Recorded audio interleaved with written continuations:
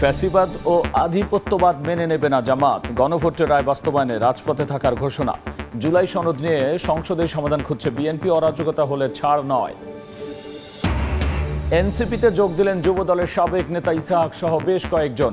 নিরপরাধ ছাত্রলীগ নেতাদের জন্য দরজা খোলা, দ্রুত স্থানীয় সরকার নির্বাচন চান নাহিদ ইসলাম। ক্যাম্পাসকে অস্থিতিশীল না করার আহ্বান ছাত্র দলের, সতর্ক থাকতে হবে, প্রোপাগান্ডা ও ষড়যন্ত্র থেকে হল দখলের রাজনীতি ফিরতে দেওয়া হবে না, হুঁশিয়ারি ডাকসু ভিপির। এবং তেলের সংকটের জন্য কিছু লোকের অনৈতিক ব্যবসাকে দায়ী করলেন এলজিআরডি মন্ত্রী। বিদ্যুৎ উৎপাদন স্বাভাবিক রাখতে বাড়ানো হচ্ছে জ্বালানির মজুদ, জানালেন বাণিজ্য মন্ত্রী।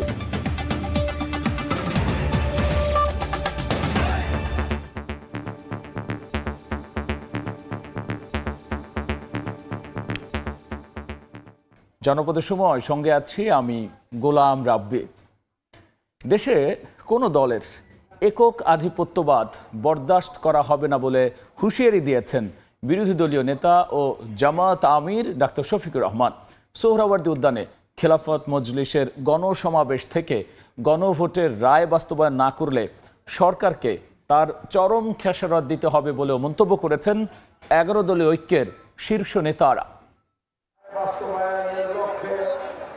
গণভোটের রায় এবং জুলাই সনদের পরিপূর্ণ বাস্তবায়নের দাবিতে রাজধানীর সোহরাওয়ার্দী উদ্যানে বাংলাদেশ খেলাফত মজলিসের গণসমাবেশ। সারা দেশের বিপুল নেতাকর্মী সহ যোগ দেন 11 দলীয় ঐক্যের শীর্ষ নেতারা। ফ্যাসিবাদী আমলে আলেম সমাজের ভূমিকা তুলে ধরেন দলটির আমির মামুনুল হক। অভিযোগ করেন সরকারের কূটনৈতিক ব্যর্থতার দায়ে জ্বালানি সংকট তীব্র হচ্ছে। বাংলাদেশের বর্তমান সরকারের কূটনৈতিক ব্যর্থতার কারণে হরমুজ প্রণালীতে বাংলাদেশের তেলের জাহাজগুলো বারবার আটকে যাচ্ছে। গণভোটের রায় বাস্তবায়ন না করলে সরকারকে চরম খেসারত দিতে হবে উল্লেখ করে বক্তারা বলেন, আগামী দিনে সংসদ এবং রাজপথ থেকে একযোগে আন্দোলন করবে 11 দলীয় ঐক্য। বাংলাদেশের জনগণ, বাংলাদেশের ধর্মপ্রাণ দেশপ্রেমিক মানুষ এই নতুন করে জেগে ওঠা স্বৈরতন্ত্র, পুরনো বন্দোবস্ত, পুরনো সংস্কৃতিকে যারা টিকিয়ে রাখতে চায় তাদেরকে কোনোভাবেই প্রশ্রয় দেবে না। জামায়াত আমির ডাক্তার শফিকুর রহমান অভিযোগ করেন, গণভোটের রায় উপেক্ষা করে সরকার ফ্যাসিবাদী হয়ে উঠছে। হুঁশিয়ারি দেন, দেশে কোনো একক দলীয় আধিপত্যবাদ বরদাস্ত করবে না 11 দলীয় ঐক্য। কেন আজকে এই দাবি বাস্তবায়নের জন্য আমাদেরকে সোহরাওয়ার্দী উদ্যানে আসতে হলো? তারা জাতির সাথে বিশ্বাসঘাতকতা করেছেন, এই কারণে আসতে হবে। এই রায় বাস্তবায়ন না হওয়া পর্যন্ত আমাদের আন্দোলনে আমরা কোনো ধরনের বিশ্রাম নেব। সমাবেশ থেকে গণভোটের রায় বাস্তবায়নে দেশব্যাপী 90 দিনের কর্মসূচি ঘোষণা করে বাংলাদেশ খেলাফত মজলিস। শফিক মুন্সি, সময় সংবাদ, ঢাকা। জুলাই সনদ বাস্তবায়ন দাবিতে বিরোধী দল রাজপথে গেলেও এখনো সংসদেই সমাধান খুঁজছে বিএনপি। নেতারা জানিয়েছেন, দেশের স্থিতিশীলতা নষ্ট করতে চাইলে ছাড় দেয়া হবে না। হাসান ওয়ালি রিপোর্ট। 2 দশক পর বড় ম্যান্ডেটে ক্ষমতায় আসায় উন্নয়ন কর্মসূচি এগিয়ে নিতে সরকার ও বিএনপি এখন একাকার। দিবস কেন্দ্রিক আয়োজন ছাড়া অনেকটাই নীরব নয়াপল্টন কার্যালয়। আওয়ামী শাসনের দমন পীড়নেও রাজপথে হার না মানা দলটি ব্যস্ত সংগঠন গোছাতে। জুলাই সনদ বাস্তবায়ন প্রক্রিয়া নিয়ে সরকার ও বিরোধী দলের মতভেদ এখন গড়িয়েছে রাজপথে। সংবিধান সংস্কারের দাবিতে অনড় বিরোধী দল, অন্যদিকে বিএনপির অবস্থান সংশোধনের পক্ষে। এই দুই শব্দের লড়াইয়ে ক্রমেই ঘনীভূত হচ্ছে রাজনৈতিক সংকট। 2 মাসের মধ্যে বিরোধী দলের রাজপথে এমন আন্দোলনকে সন্দেহের চোখে দেখছে বিএনপি। অরাজকতা সৃষ্টি করতে চাইলে বিএনপি মাঠে নামবে বলে হুঁশিয়ারি নেতাদের। দেশটাকে অরাজকতা সৃষ্টি করে এদেশের জন্য গণতন্ত্র আর না আসতে পারে, তাহলে তাদের বিরুদ্ধে আমরা অবস্থান নিব না। যারা নামবে দেশের জনগণের বিরুদ্ধে, আমরা তখন তাদের বিরুদ্ধে আমরা অবস্থান নিব। বাংলাদেশে স্থিতিশীলতা যদি না থাকে, সামনের দিকে এগিয়ে যাওয়ার কোনো সুযোগ নেই। স্থিতিশীলতা নষ্ট করবে এমন কোনো শক্তি, তারা যেই হোক, কাউকে এখানে ছাড় দেওয়া হবে না। রাজপথের সংঘাত এড়িয়ে সংসদীয় বিতর্কের মাধ্যমে এই সংকটের যৌক্তিক সমাধান সম্ভব বলে মনে করছেন বিএনপির ভাইস চেয়ারম্যান। সরকারি দল বলে নাই যে জুলাই সনদ বাস্তবায়ন করবে না। এই সংসদ চলবে, এটা আইনের মধ্যে আসবে, সংবিধান সংশোধন হবে, তারপরে এই সনদ বাস্তবায়ন বা সনদে, কিন্তু তার আগেই ঘোরার আগে তো গাড়ি জোড়া যায় না। বিএনপি নেতারা বলছেন লক্ষ্য এখন দ্বিমুখী, একদিকে রাষ্ট্র মেরামত ও অন্যদিকে দল পুনর্গঠন। তবে রাজপথে বিরোধী দলের কর্মকাণ্ডের ওপর সজাগ দৃষ্টি রাখছে বিএনপি। হাসান ওয়ালি, সময় সংবাদ, ঢাকা। এদিকে এনসিপি নেতৃত্বে স্থানীয় সরকার নির্বাচনে এবার তারুণ্যের জয়ের আশা দলটির আহ্বায়ক নাহিদ ইসলামের। সাবেক যুবদল নেতা ইসহাক সরকারের এনসিপিতে যোগদান অনুষ্ঠানে এসব কথা বলেছেন তিনি। অন্যদিকে দলটির মুখ্য সংগঠক সার্জিস আলম সময় সংবাদকে জানিয়েছেন, অপরাধী নয়, এমন আওয়ামী লীগ ছাত্রলীগ নেতাদের জন্য খোলা থাকছে এনসিপির দরজা। জুলাইয়ের উত্তাল রাজপথ থেকে নির্বাচনী মাঠ পেরিয়ে সংসদে এখন জাতীয় নাগরিক পার্টি এনসিপি। রাজনীতির মাঠে নতুন এই দলটি বছর জুড়েই ছিল আলোচনা আর সমালোচনায়। উপজেলা পরিষদ নির্বাচনকে সামনে রেখে এর মধ্যে বিভিন্ন দলের বঞ্চিত নেতাকর্মীদের টার্গেট করে এগোচ্ছে এনসিপি। সম্প্রতি চট্টগ্রামের সাবেক মেয়র ও বিএনপি নেতা মঞ্জুর আলমের বাসায় হাসনাত আবদুল্লার বৈঠক উস্কে দিয়েছে নতুন বিতর্ক। সেই সাথে গুঞ্জন আছে এনসিপিতে যোগ দিতে পারেন স্বতন্ত্র এমপি ব্যারিস্টার রুমিন ফারহানা। সব গুঞ্জনকে সত্যি করেই শুক্রবার রাজধানীতে ঘটা করে এনসিপিতে যোগ দিলেন ঢাকা ৭ আসনে স্বতন্ত্র নির্বাচন করা যুবদলের সাবেক নেতা ইসহাক সরকার। একই সাথে যোগ দেন শেরেবাংলা একে ফজলুল হকের নাতনি ফেরসামিন হক ইকবাল, অ্যাক্টিভিস্ট মহিউদ্দিন রনি ও কন্টেন্ট ক্রিয়েটর নুরুজ্জামান কাফি সহ বেশ কয়েকজন। এ সময় নাহিদ ইসলাম বলেন, তরুণরাই স্থানীয় সরকার নির্বাচনে হবে এনসিপির তুরুপের তাস। আমরা তরুণদেরকে আহ্বান জানাচ্ছি যে স্থানীয় সরকার নির্বাচনে এবার তারুণ্যের শক্তির জয় জয়কার হবে এবং সেটা এনসিপির সমর্থনই হবে। এর আগে সময় সংবাদকে দলটির মুখ্য সংগঠক সার্জিস আলম জানান, আর কাদের জন্য খোলা থাকছে এনসিপির দরজা। বিএনপি বলেন, জামায়াত ইসলাম বলেন, আওয়ামী লীগ বলেন, গণ অধিকার, যে কোনো রাজনৈতিক দল যারা এনসিপির আদর্শটাকে ধারণ করবে, এটা একটা গুরুত্বপূর্ণ বিষয়। এবং দুই, যাদের পূর্বে ফ্যাসিস্টের যে কাঠামো, যার মধ্য দিয়ে তারা মানুষের জুলুম করেছে, নির্যাতন করেছে, এটার সাথে যার কোনো সম্পৃক্ততা নাই, তারা যে কেউ আমাদের দলে চাইলে আসতে পারে।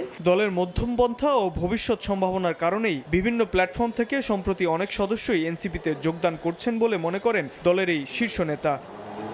শাবাব ওয়াসি, সময় সংবাদ, ঢাকা। ক্যাম্পাসকে অস্থিতিশীল না করার আহ্বান জানিয়ে ছাত্রদল সভাপতি রাকিবুল ইসলাম রাকিব বলেছেন, প্রোপাগান্ডা ও ষড়যন্ত্র থেকে সতর্ক থাকতে হবে। বিকেলে ঢাকা বিশ্ববিদ্যালয়ে বিভিন্ন বিশ্ববিদ্যালয় ও কলেজের ২৬টি ইউনিটের সঙ্গে সাংগঠনিক সভা শেষে এই আহ্বান জানিয়েছেন তিনি। সোশ্যাল মিডিয়ায় যেন এই ধরনের গুপ্ত সদস্যদের তৎপরতা বন্ধ করা হয়, সেজন্য ব্যবস্থা নিতে হবে। তা না হলে এই ধরনের ভুয়া ফটোকার্ড শতবার ছড়িয়ে দিয়ে পরিকল্পিতভাবে বাংলাদেশকে এবং ক্যাম্পাসকে অস্থিতিশীল করা হবে। সাধারণ শিক্ষার্থীদের পাশে থাকার জন্য যা করণীয় তাই করতে হবে। কোনোভাবেই কোনো ক্যাম্পাস যেন অস্থিতিশীল না হয়, সেজন্য আমরা সর্বোচ্চ ধৈর্য এবং সংযম প্রদর্শন করব। ঢাকা বিশ্ববিদ্যালয় ক্যাম্পাসে শিক্ষার্থীদের উপর হামলাকারীদের দ্রুত গ্রেফতার আর দৃষ্টান্তমূলক শাস্তির দাবি জানিয়েছেন ডাকসু ভিপি সাদিক কায়েম। এ সময় হল দখলের রাজনীতি ফিরতে দেওয়া হবে না বলেও হুঁশিয়ারি দিয়েছেন তিনি। শিক্ষার্থীদের নির্বাচিত প্রতিনিধিদের উপর তারা হাইনার মতো ঝাঁপিয়ে পড়বে। তো আলটিমেটলি এই কাজের মাধ্যমে তারা দেশের কাছে আজকে পরিষ্কার হয়ে গেছে কারা এই দেশের মধ্যে নৈরাজ্য চায়, কারা এই দেশের মধ্যে ক্যাম্পাসগুলোতে সন্ত্রাস চায়। দৃঢ়কণ্ঠে বলছি, ক্যাম্পাসের মধ্যে এই ধরনের ফেসিবাদী কাঠামোর মাধ্যমে কেউ রাজনীতি করবে, কেউ এই যে হকি স্টিক, স্টাম্প, কিরিজ দিয়ে ভয় দেখিয়ে হল দখল করবে, আধিপত্য বিস্তার করবে, সেটা আমরা বেঁচে থাকতে হবে না। দেশে তেলের সংকট নেই, কিছু মানুষ অনৈতিক ব্যবসা করায় এই পরিস্থিতি তৈরি হয়েছে বলে মন্তব্য করেছেন এলজিআরডি মন্ত্রী মির্জা ফখরুল ইসলাম আলমগীর। দুপুরে ঠাকুরগাঁওয়ে ঘূর্ণিঝড়ে ক্ষতিগ্রস্ত পরিবারকে টিন ও নগদ অর্থ প্রদান অনুষ্ঠানে তিনি এই মন্তব্য করেন। সমস্যাটা তেল কমের জন্য নয়, সরবরাহ কমের জন্য নয়, এই সব সমস্যাটা কিছুটা হচ্ছে তৈরি করা। দুঃখজনকভাবে কিছু মানুষ এখানে একটা অনৈতিক ব্যবসা শুরু করেছে। আমি ডিসি সাহেবকে বলেছি, আমার ওনারা নিয়োগ করেছেন, এটার দিকে আরো নজর দিতে হবে। কেউ যেন কোনোভাবেই তেল বিক্রি করে ফায়দা না করতে পারে, তার জন্য ব্যবস্থা করতে হবে। বিদ্যুৎ উৎপাদন স্বাভাবিক রাখতে তেল ও গ্যাসের মজুদ বাড়ানো হচ্ছে বলে জানিয়েছেন বাণিজ্য মন্ত্রী খন্দকার আব্দুল মুক্তাদির। সকালে সিলেটের বাসিয়াখাল পরিদর্শনে গিয়ে সাংবাদিকদের এই কথা জানান তিনি। বলেন, আন্তর্জাতিক বাজারে উচ্চ মূল্যে জ্বালানি কিনতে হলেও এর পুরো চাপ ভোক্তাদের ওপর পড়তে দেবে না সরকার। আমরা তেলেও আমদানি নির্ভর, গ্যাসেও এখন আমদানি নির্ভর, কিন্তু এটির জন্য বড় কোনো সাস্টেইনেবল স্টোরেজ তৈরির উদ্যোগ আমরা নেই। এই সরকার এই অব্যবস্থাপনা, এই অরাজকতা বা বিভিন্ন বৈশ্বিক পরিস্থিতির কারণে যে সারা দেশ জিম্মি হয়ে পড়ে, এই জিম্মি দশা থেকে দেশকে মুক্ত করার জন্য জ্বালানি মন্ত্রণালয় অগ্রাধিকার ভিত্তিতে ইনশাল্লাহ স্টোরেজ ফ্যাসিলিটি নির্মাণের উদ্যোগ নেবে। হামু উপসর্গে 24 ঘন্টায় আরও 7 শিশুর মৃত্যু হয়েছে, সংক্রমিত হয়েছে প্রায় 1400। এদিকে গরমের সঙ্গে পাল্লা দিয়ে বাড়ছে আবহাওয়া পরিবর্তনজনিত নানা রোগ। গেল কয়েকদিন ধরে বেড়েছে তাপমাত্রা, তীব্র গরমে দেখা দিচ্ছে নানা রোগ। আবহাওয়া পরিবর্তনজনিত এসব রোগে আক্রান্তদের বেশিরভাগই শিশু। জ্বর, সর্দি, কাশি, শ্বাসকষ্ট, ডায়রিয়া ও নিউমোনিয়ায় আক্রান্ত শিশুদের নিয়ে প্রতিদিনই হাসপাতালে আসছেন অভিভাবকরা। গরম বাড়ার কারণে অ্যালার্জির একটা সমস্যা হইতেছে। হঠাৎ করে কালকে রাত থেকে প্রচণ্ড জ্বর ওঠার পরে আবার দেখি শরীরে রেশ দিয়ে পড়ে গেছে। এদিকে পাল্লা দিয়ে বাড়ছে হামের প্রাদুর্ভাব। শিশুদের পাশাপাশি হামে আক্রান্ত হচ্ছেন বড়রাও। 6 দিন ধরে জ্বর, পরে র্যাশ উঠছে, পরে আমি হসপিটালে নিয়ে গেছিলাম, পরে বয়সের কারণে প্রথম ভর্তি নেয়।